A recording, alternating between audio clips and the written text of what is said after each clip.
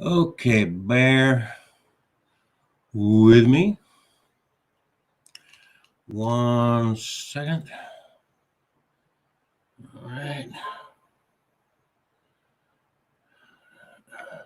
I don't want to start a watch party. I want to share to a page.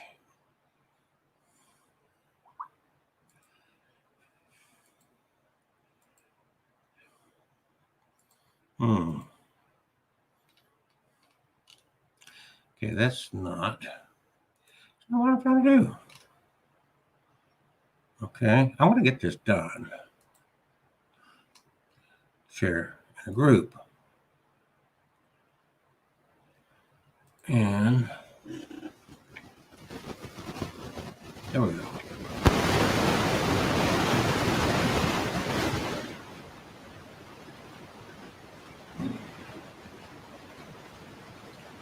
All right, good.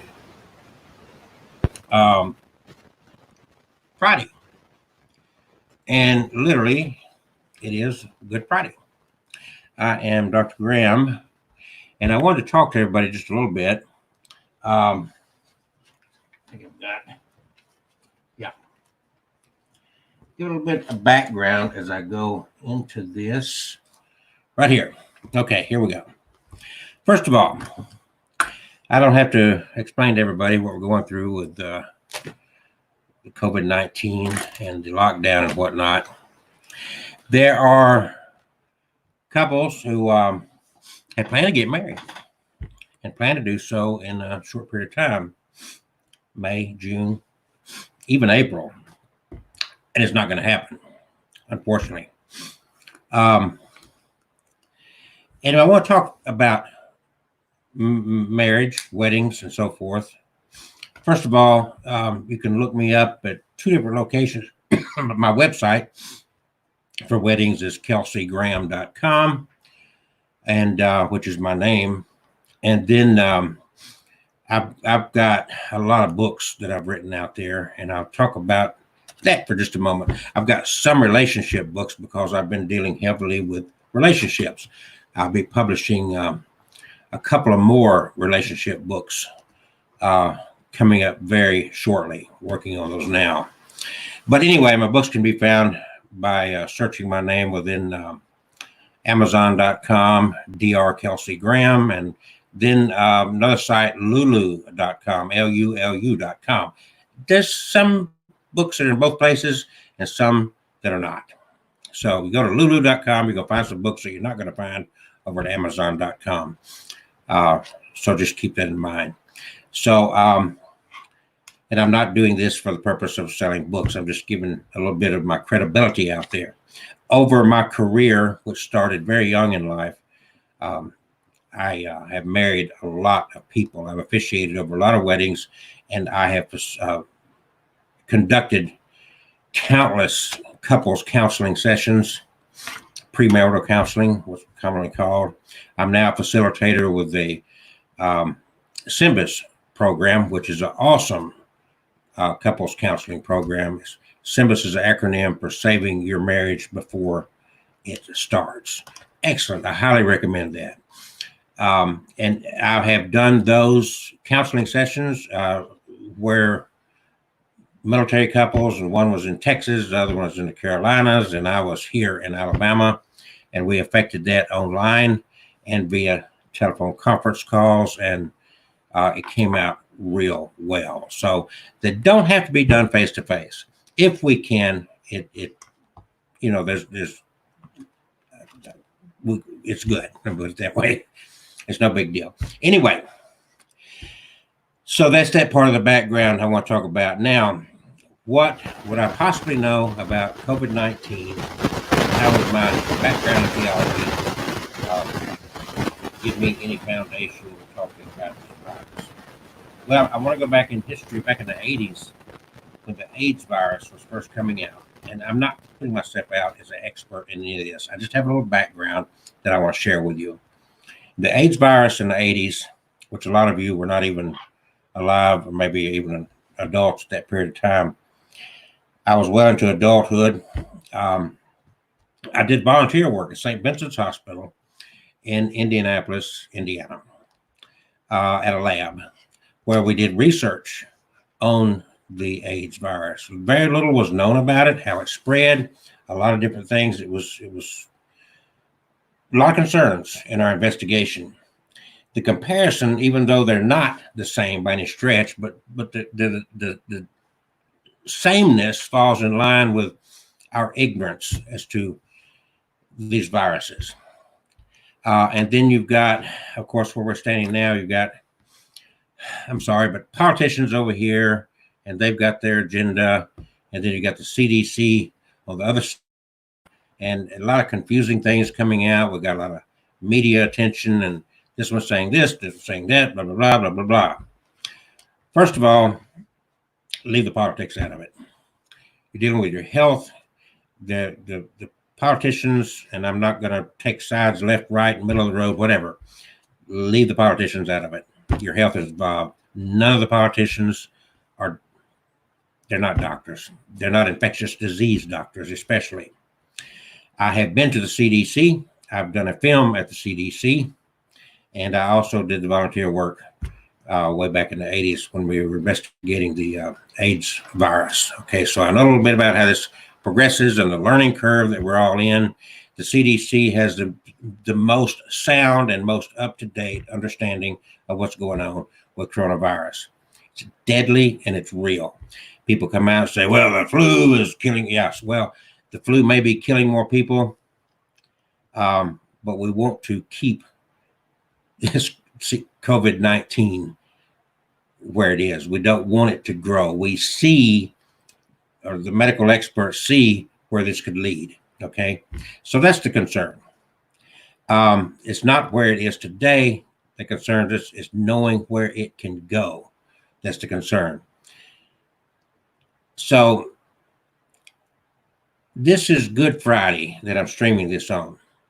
And from a Christian viewpoint, Good Friday is the anniversary, first full moon of the spring equinox of 1914, when Jesus was put to death. The ultimate sacrifice, the spilling of his blood to redeem us of what was lost in the Garden of Eden. We advantage ourselves out of that in our belief system as the ultimate sacrifice. That's what this Good Friday is about. I'm not going to get into the Easter Sunday at this point, but I want you to think about the sacrifice part of this. If you're a Christian, and I'm not trying to anybody, I'm just the majority in our community are Christians, and so I'm kind of drawing attention to that, and even atheists and agnostics recognize what this day is all about in the Christian world. Sacrifice. And then in the United States, we're very reminded constantly about the sacrifice that soldiers have made, fought and died for our freedom. Some have paid the ultimate sacrifice. You hear these terms constantly. What you are being asked to do, as far as wearing a mask, and CDC came out and said cloth, which I got one in the vehicle, but cloth mask is not much of a sacrifice when you think about the sacrifice that your Jesus made and the sacrifice that soldiers make. That's a very minor thing. I don't understand why anybody would complain about making that minor sacrifice. Whether you think it's worth it or not, play on the safe side, okay? That's what I'm encouraging everybody. To go a step further with this is one of my books that kind of covers this subject. And the subtitle here, which is not on the front page, is of this copy, is Just the Facts, not the Politics. So leave the politics totally out of it. So the sacrifice, this is Good Friday. You're thinking about the sacrifice that Jesus gave, the ultimate sacrifice, as the Christian tradition teaches, for your sins. And what you're being asked to do to postpone your wedding, wear a mask, protect others from you, and so forth, what you are being asked to do is not much of a sacrifice compared to what Jesus is said to have sacrificed, and all the soldiers that we are reminded constantly have paid the ultimate sacrifice for our freedoms.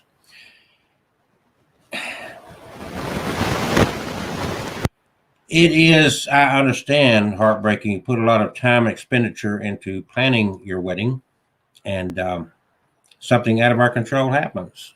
This is life. This is reality. And we've been very fortunate, given over 7 billion people on this planet, given the way that we have chosen to create these urban areas where we're basically living on top of each other.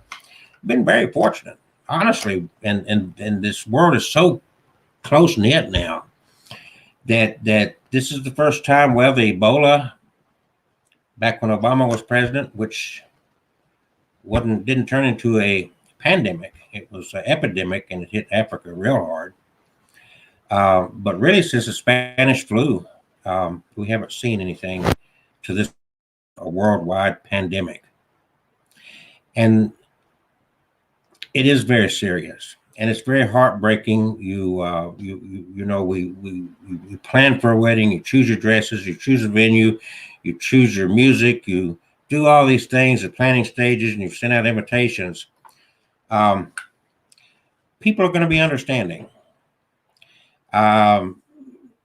We're rescheduling, we're postponing.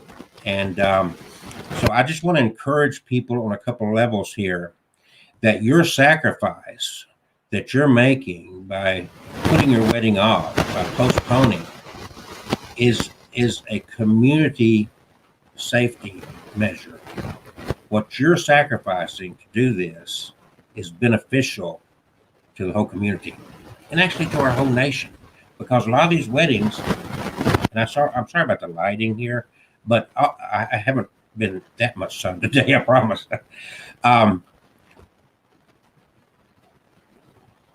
Our world with is so tight knit. People are flying here, there. It's different than it was 100 years ago during the Spanish flu. We'd hop on a plane, and a few hours we're in Asia, we're in the UK, we're in Africa, we're traveling all over the place, and it don't take but one person. And we see what this has done. We saw what it did in Italy. We've seen what it's done in other parts of the world, and even in New York. My God, you see what's happening. So I want to thank everybody that's being very pleasant about this. I want to thank everybody that is being thoughtful enough to say, look, we want to look out for the well-being of our family, our friends, and the community. And we don't want to be putting anybody in danger. Now, I remind all my couples of a couple of things. Excuse me. One is that this wedding does not create your marriage. Okay? That's not, I know, something that a lot of people want to hear, but it is just a fact. This wedding does not create your marriage. I'm trying to load a couple of something here. There we go. Wedding is a celebration of what takes place in the heart. And a lot of people are confused. As August the 29th of last year, Alabama changed their laws as far as they don't issue a marriage license in Alabama anymore. I'm going to cover that in a second as well. But again, I want to thank everybody that's been very cooperative and very thoughtful, that's putting people's health and the health of the community above their personal needs and personal desires. It's not at the level of the sacrifice that Jesus gave on this anniversary of that date that we're celebrating on Good Friday today. It's not on the same level as a military person that served in Afghanistan or Iraq or wherever. But it is a sacrifice, and we want to acknowledge that. And I personally wanted to thank everybody that's been very pleasant about this and very cooperative with this. We've saved, hopefully, lives, and we've prevented the spread of this disease by making that sacrifice. and your wedding will still take place. I know some, and I have at least one couple that they a May 16th date. Two couples that had a May 16th date, and the first ones immediately put their date off, and the second one had just put their date off. I think they called me, I think yesterday or day before, and moved theirs till October. So what's happened here is they made this sacrifice. One of the couples still wanted their original date of May the 16th. So they made arrangements with the venue to just show up with a couple of people. I'm going to go there. We're going to have a little ceremony with just a couple of people and get their paperwork done, make it legal. In September, we're going to have the big blowout. Okay. I'm not wedding vendors most popular guy because I'm very pragmatic, if you will. I've married a lot of people. I've been involved in thousands of weddings. And I always tell the couples that, again, this wedding event that you're having here is not what creates your marriage. Marriage takes place in the heart, and you're going to be working on this marriage every day for the rest of your lives together. That's the heart of the marriage. The marriage certificate, they go into the probate and getting a marriage license is fairly new in our society. In the United States, it became commonplace starting in the middle 1800s and became very commonplace by, I believe, about 1929. So, and I'm just giving a little abbreviated history with this. And we put a lot of emphasis on that piece of paper. I think personally we put too much emphasis on that piece of paper. That piece of paper has some legal ramifications that in our society can be very important. But it does not secure a marriage. It doesn't create a marriage. That again happens in the heart. If you love someone, if you know, to be married, you joining of two people together, and that is the marriage, not a license, not a piece of paper. No words create that relationship. That's a matter of the heart. A lot of people don't realize that from a Christian viewpoint, there are no weddings in the Bible. There's no wedding ceremony talked about. There is a wedding feast they talk about. Jesus never officiated a wedding. He had a wedding feast he went to, and he provided the wine at the urging of his mother. So the heart of the matter is what you're seeing and what you're arranging with your wedding is all based on tradition. And a lot of people don't understand that tradition. Why did women wear veils? Why does the woman get a engagement ring? The man don't. Why is there a best man? Why is there a maid of honor? Why is there a maid groomsman? Blah, blah, blah. Why do you wear a white dress? What's the purpose of all these things? And it's interesting. I encourage you, if you're interested, to look into those things, to know why you're doing these things.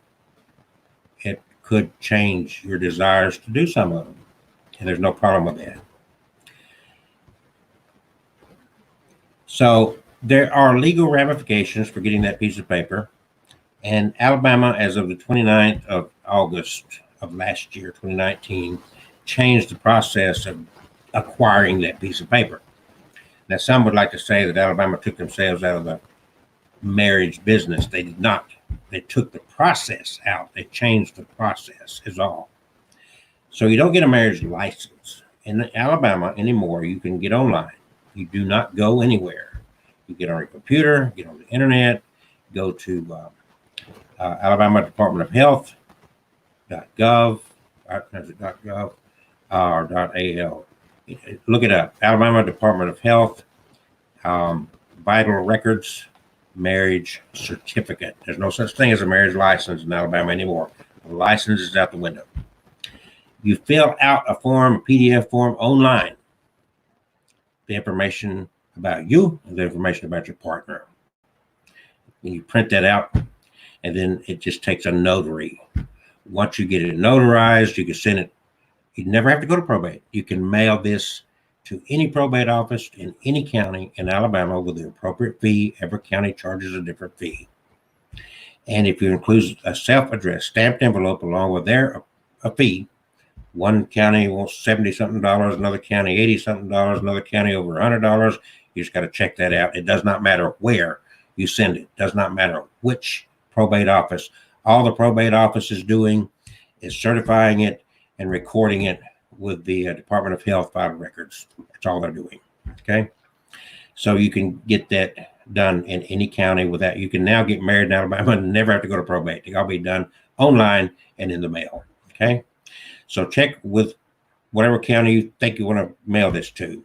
You're right now with the COVID-19, I don't even think if you wanted to, I don't think you could even go down to probate. I'm not sure, but that's my understanding. You might have to have an appointment, or you may not be able to go at all. It can be done online, so take advantage of that.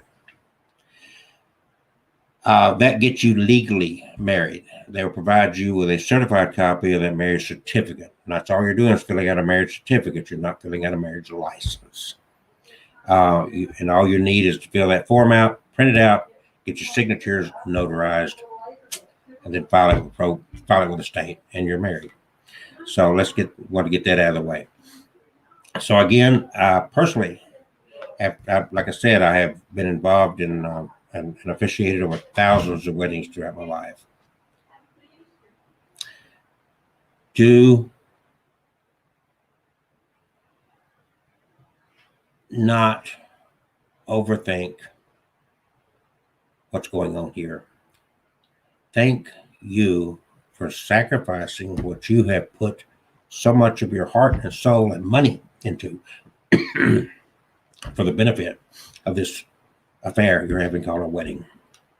Realizing now that this wedding does not create your marriage at any level. Marriages end all the time. Marriages that have had big weddings end in divorce, unfortunately.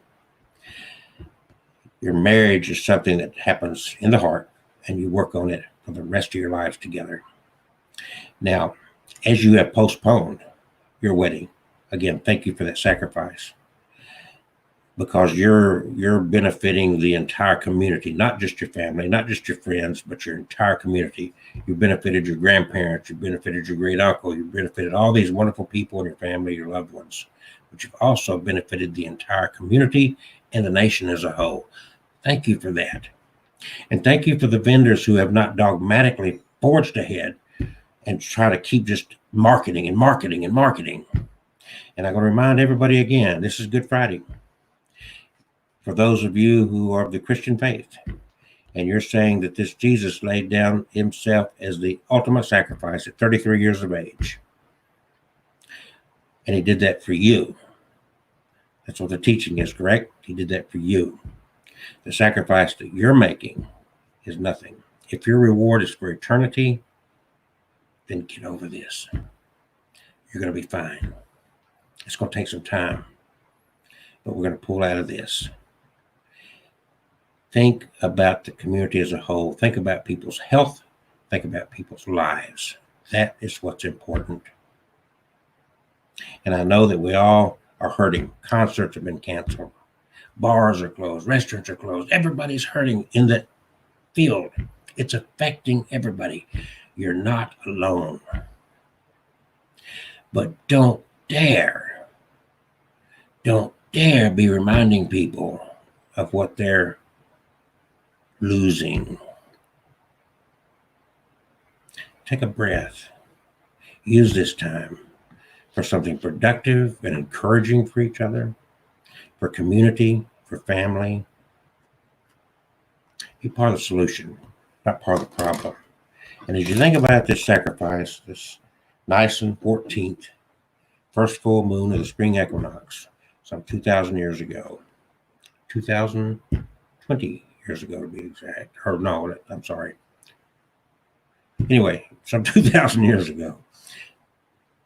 I'm not going to do the math in my head. Bottom line is, if this Jesus laid down his life as a ransom sacrifice at age 33, you're wearing a piece of cloth over your face. That's a minor thing to do. You think it's worthless or not? Be part of the solution, not part of the problem. I'm pleading with you. I know people that suffered from this COVID-19. I'm talking about health-wise. People that died from this.